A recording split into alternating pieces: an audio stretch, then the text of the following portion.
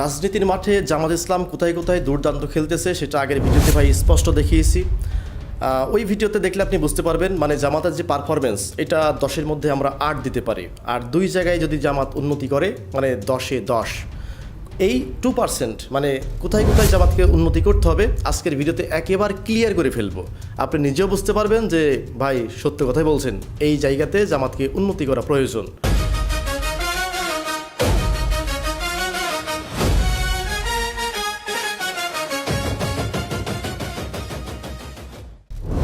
জামাত ইসলামের যেই জায়গাতে উন্নতি করা প্রয়োজন বা যেখানে যেখানে একটু ভুল আছে সেটা হচ্ছে, এক নম্বরে যেটা আছে সেটা হচ্ছে জামাতের যারা নতুন সাপোর্টার এদের মানে নিরাপত্তায় জামাতের কার্যকরী ভূমিকা তেমন আমরা দেখতে পাই না। ভূমিকা আছে তবে কার্যকারিতা নেই ওইভাবে।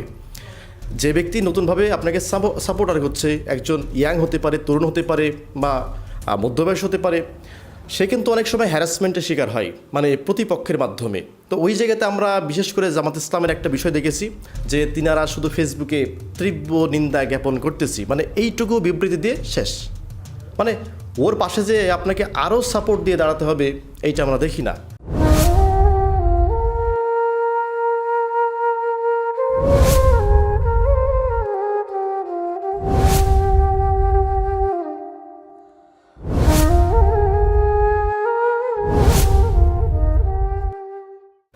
এই জায়গাতে আপনাদের উন্নতি করা প্রয়োজন। এখানে উন্নতি করতে পারলে আপনাদের সাপোর্টাররা কিন্তু আরো বৃদ্ধি পাবে।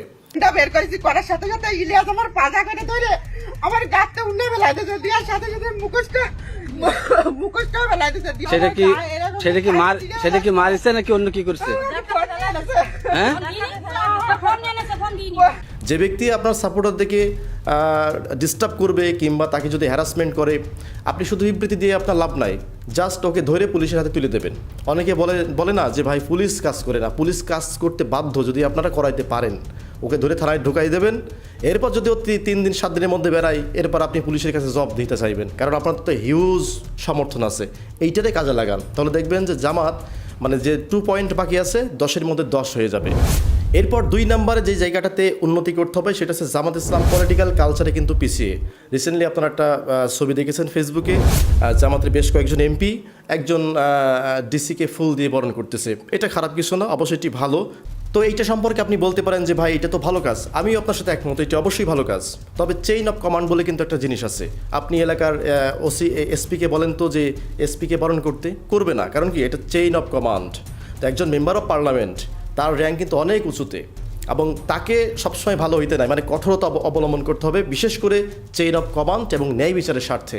আপনি যদি চামচামি করেন কিংবা খুবই ভালো মানুষগিরি দেখান, এইটাতে ভাই বাংলাদেশ, এটা তো আপনি পশ্চিমা কালচারে বসবাস করেন না। আপনাকে হার্ড হতে হবে বিচারের ক্ষেত্রে, ন্যায় বিচারের ক্ষেত্রে আপনার হার্ড হতে হবে। এই যে এই পোস্টটা যখন ফেসবুকে আসে আপনি জাস্ট কমেন্টগুলো লক্ষ্য করবেন, অনেকে বলতেছে যে এরা স্বপ্নেও ভাবেনি যে আমরা এমপি হইতে পারবো। আবার অনেকে বলতেছে মেম্বার অফ পার্লামেন্টের অবস্থা দেখুন, এরকম এমপি তো আমরা চাই নাই। এইটাতে বলা হয় জনগণের পালস। সুতরাং জনগণ যা চাই সেটাই করতে হবে। এই জায়গাতে যদি জামাত ইসলাম একটু উন্নতি করতে পারে তাহলে পারে 10-এ 10 কিন্তু রেটিং পেয়ে যাবে। এরপর 3 নম্বরে জামাত ইসলামকে যেখানে উন্নতি করা প্রয়োজন সেটা হচ্ছে মানে ইনস্ট্যান্ট জনগণের পালস, এটা বোঝা। মানে এই পালসটাকে অনেক সময় ব্রেকডাউন করে ফেলে। যেমন আপনারা দেখেছেন যে এই যে বাইকের উপর যে ট্যাক্স বসানো হয়, এটা প্রায় 40 লক্ষ বাইকারই এটার পক্ষে কিন্তু নাই যে অযাচিত ট্যাক্স আমরা দেব না। বাইকারদের উপর কর চাপিয়ে দেওয়া চলবে না, চলবে না। বাইকারদের উপর কর চাপিয়ে দেওয়া চলবে না, চলবে না। করতে হবে, বন্ধ করতে হবে। বাইকারদের উপর যে করবে কি যৌক্তিক? এটা অযৌক্তিক করে নাকি করতে হবে? বন্ধ করতে হবে। যদিও এটা অনেক পরে জামাত ইসলামের আমির এটা নিয়ে কিন্তু কথা বলছে, কিন্তু এইটা নিয়ে শক্ত অবস্থানে কথা বলতে হবে। এই যে 40 লক্ষ বাইকার হিউজ কমিউনিটি কিন্তু এটা, তো এইটারে আপনি যদি সেইভাবে মানে কি বলবো মানে একটু ঘষামাজা করতে পারতেন, একটা জোরালো বক্তব্য দিতেন বাইকারদের পক্ষে, ট্যাক্স তো উঠে গেছে অটোমেটিকলি। কিন্তু যদি আপনাদের বক্তব্যের কারণে ট্যাক্সটা উঠতো তাহলে এই যে প্রশংসা ক্রেডিট আপনাদেরকে প্রচুর পরিমাণ কিন্তু দর্শক বা যারা বাইকার এটা কিন্তু ভালোবাসা দিত। তো সুতরাং যেইগুলো সেন্সিটিভ ইস্যু দেশের জন্য, যেগুলো একেবারে জনগণের মানে হার্টে গিয়ে আঘাত লাগে, সেই বিষয়ে মানে সোচ্চার হিসেবে কথা বলতে হবে। এই জায়গাতে জামাত ইসলাম একটু পিছিয়ে থাকে, সুতরাং এখানে উন্নতি করা কিন্তু প্রয়োজন। এরপর 4 নম্বরে যে জায়গাতে জামাত ইসলামকে মানে কম্পালসারি এই জায়গাতে উন্নতি করাই লাগবে, যদি এখানে উন্নতি করতে না পারে বারবার পিছিয়ে পড়বে, সেটা কি জানেন? কওমি পন্থীদেরকে নিজের দিকে টানতে হবে। এই জায়গাতে জামাত ইসলাম অনেকবার ব্যর্থ হয়, যদিও এবার সর্বোচ্চ চেষ্টা করেছিল, এই চেষ্টাটা কিন্তু অব্যাহত রাখতে হবে। যেমন এই যে মামুনুল হক সাহেব তো এখন আপনাদের মধ্যেই আছেন, ওনাকে আরও আপনার হচ্ছে পাশে দাঁড়াতে হবে। ওনার যা যা প্রয়োজন সেই সমস্ত বিষয়ে ওনাকে সঠিক গাইডলাইন দিতে হবে, এবং উনার যখনই কোনো প্রয়োজন হবে সঙ্গে সঙ্গে আপনারা সাপোর্ট দিবেন তাকে। আমাদের যেখানে অপূর্ণতা থাকছে, সকলের কাছে আমাদের আহ্বান যে এই বিষয়ে আপনাদের পরামর্শ, আপনাদের দিক নির্দেশনা, আপনাদের যে কোনো ধরনের গাইডলাইন আমরা সানন্দ চিত্তে গ্রহণ করব। কারণ একটা জিনিস আপনাকে মনে রাখতে হবে, এই দেশে কিন্তু আপনার হচ্ছে এই কওমিপন্থী আলেম ওলামাদের সংখ্যা কিন্তু অনেক বেশি। মানে এই কওমিপন্থী আলেমদের মানে তারা যে ভোট, এই ভোটের বাক্স কিন্তু তারা উল্টে দেওয়ার ক্ষমতা রাখে। তো সুতরাং শুধু পাবলিক ধরবেন, এদেরকে বাদ দিবেন তা হবে না, ওদেরকেও টানতে হবে। অনেক সময় বলে না আকিদাগত মিল নাই, আপনারা যদি ভালো করে বুঝাইতে পারেন, এক টেবিলে বসতে পারেন, তাদের কাছ থেকে আপনারা সমাধান নেবেন, আলেমদের কাছ থেকে নেবেন যে এই বিষয়ে কী কী করা যায়, আমাদেরকে পরামর্শ দেন। দেখবেন যে আলেমরা যখন আপনাদেরকে পরামর্শ দিবে, এমনিতেই আপনাদের সাপোর্টার কিন্তু অনেক বেড়ে যাবে। আর এই কওমিপন্থীদের বাইরে রেখে মানে এই ভোটের মাঠে যুদ্ধ করাটা কিন্তু খুব টাফ। সুতরাং এই জায়গাতে জামাত ইসলামকে আরেকটু এগিয়ে যেতে হবে।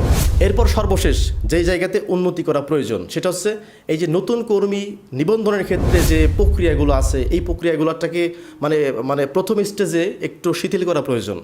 যেমন ব্যাপারটা কি, যে জামাত ইসলামে ঢুকতে হলে পারে 40টা করে বই পড়তে হবে, এইটা করতে হবে, ভালো কাজ করতে হবে। এখন এইভাবে এইটা করতে গেলে তো ভাই এটা মানে ভার্সিটির ক্লাস হয়ে গেল। আপনি করেন রাজনীতি, যেটা মাঠের খেলা। তো মাঠের খেলাতে আপনি যদি এরকম শর্ত দিয়ে করেন, তাহলে তো আপনার দলে লোক ভিড়বে না। আপনাকে মানে রিক্সাওয়ালা, ভ্যানওয়ালা থেকে শুরু করে সর্বশ্রেণীর মানুষকে এখানে ঢুকাইতে হবে। তারা যদি আসতে চাই, মানে আপনাকে মোস্ট ওয়েলকাম জানাতে হবে।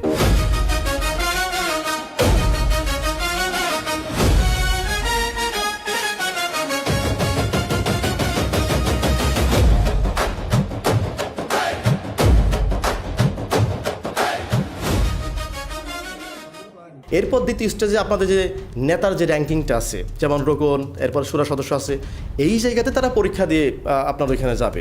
আর নর্মাল সাপোর্টারদের ক্ষেত্রে যদি আপনি প্রচুর রকমের ডিফিকাল্ট একটা সিস্টেম করে রাখেন, তাহলে কিন্তু এরা ঢুকবে না, এরা আবার অন্য জায়গায় কিন্তু স্কিপ করে যাবে, যার ফলে আপনার এই যে শক্তি, এই শক্তিটা কিন্তু কমবে। এই জায়গাতে জামাত ইসলামকে উন্নতি করা প্রয়োজন। যেগুলো বললাম সবগুলো হচ্ছে আমার ব্যক্তিগত মতামত। এখন আমার মতামতের সাথে যদি আপনি একমত হয়ে থাকেন, তাহলে ভাই কমেন্টে জানাবেন যে ভাই সঠিক বলেছেন। আর যদি মনে হয় যে না ভাই আপনার এই পয়েন্টটা ভুল আছে, তাহলে আমাকে ধরিয়ে দিবেন, আমি কারেকশন করে পরবর্তী ভিডিও আরেকটা বানাবো। ভালো থাকবেন, আল্লাহ হাফেজ।